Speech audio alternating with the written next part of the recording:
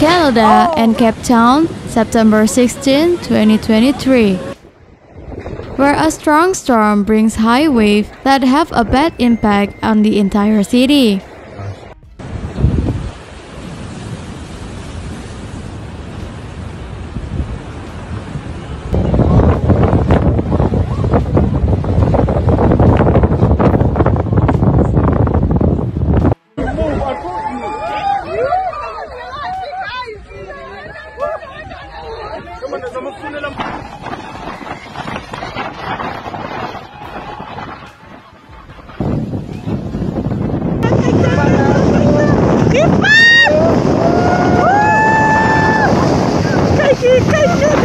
Nature buried its fangs in Cape Town and parts of the Eastern Cape on Saturday as heavy rains caused widespread destruction and left several areas without electricity.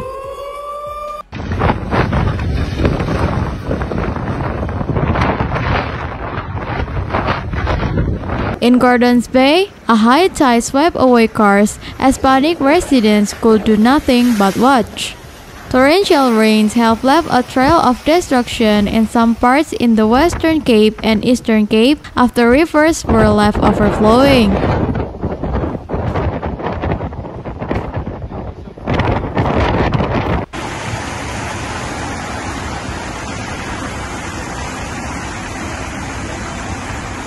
In Cape Town, a number of cars were carried by a freak wave in Bikini Beach, Gardens Bay after a high tide breached the road and caused damage to vehicles and other infrastructure.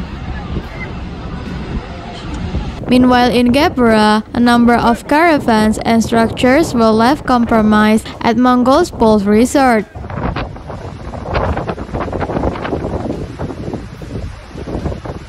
Earlier, the city of Cape Town said that at least 16 areas have been without electricity due to heavy rains. The city said vandalism and theft also contribute in their power outage.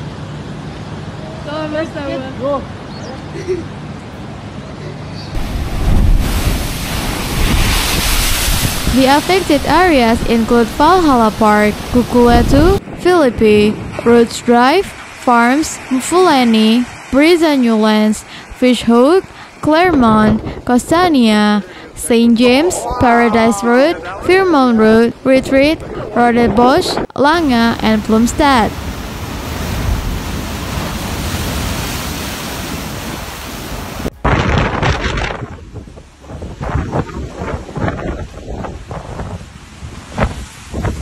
Disaster management teams in Cape Town spent the better part of Saturday assessing various areas affected by the surge.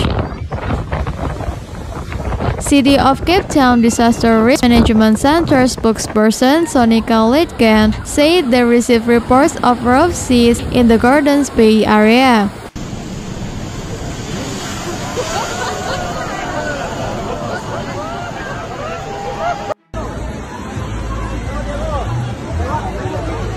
The National Sea Rescue Institute has asked residents in both provinces to take care as heavy sea swells and gale force winds batter parts of the coastline.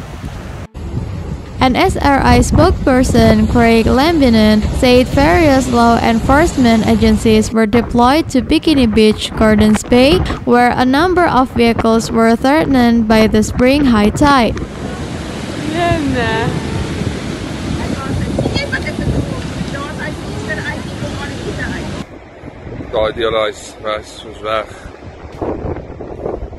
In Gabbera, emergency service attended Mongol's Pole Resort on Saturday afternoon, where the spring high tide threatened several caravans and structures. Diners who were unwinding at the popular Brass Bell restaurant in Kalk Bay had the shock of their life when a massive wave crashed through the restaurant's window, soaking them.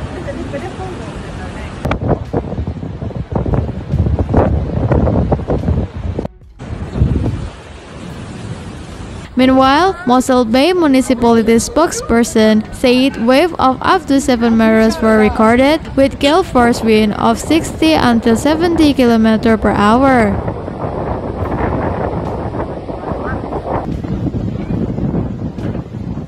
In Canada, Hurricane Lee made landfall as a post-tropical cyclone, bringing hurricane force winds in a far western part of Canada's Nova Scotia province on Saturday, flooding roads, downing trees, and cutting out power for tens of thousands of people along the North Atlantic coast.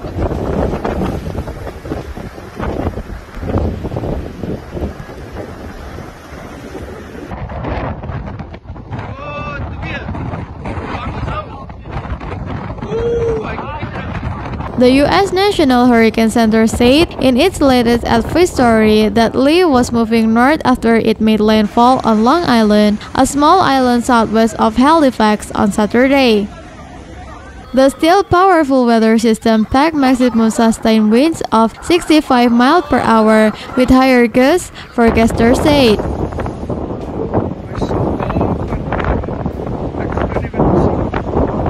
It brought strong winds, coastal flooding, and heavy rains to parts of coastal Maine and Atlantic Canada.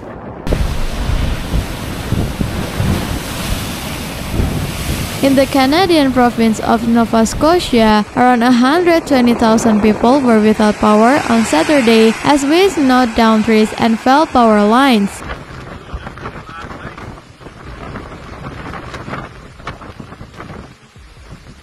In neighboring New Brunswick, nearly 20,000 people experienced power outage.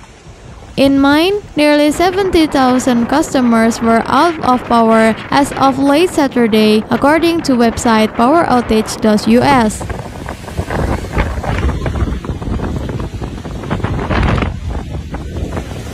Fires wave flashing Nova Scotia's shoreline literally flooded coastal roads with debris in some localities.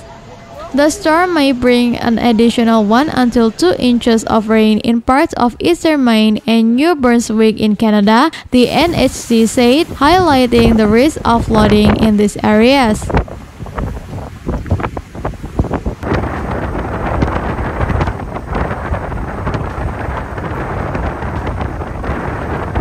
In anticipation of the storm's impact, U.S. President administration issued an emergency declaration for Maine and Massachusetts, providing federal assistance for the states.